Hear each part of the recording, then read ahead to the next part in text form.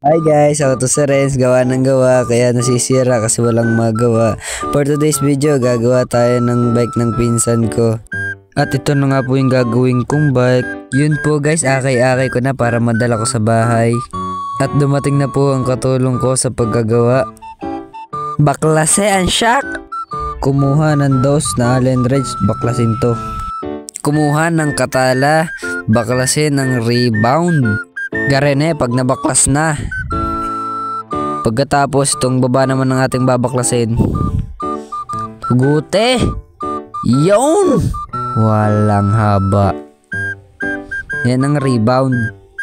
Pagtapos niya, di na tayo sa air shock sa kabila. Bokse.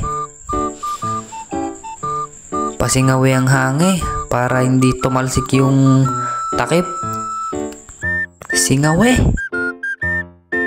Pagtapos pasingawi, kumuha ulit ng katalat, baklasin na ring air shock. Garne pagka nabaklas na ang mangyayari. Pagtapos niyan, di naman tayo sa ilalim. May 5 dyan na tornilyo. Baklase ang caliper para magawa ng maayos. Pag nabaklas na ang caliper, ara namang clip. Walang aking katulong. Baklasin na ang clip para mahugot na.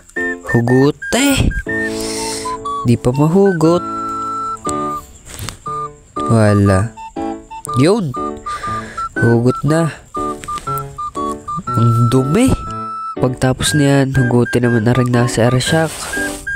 Iyon. Are ang mga nasa loob ng air shock.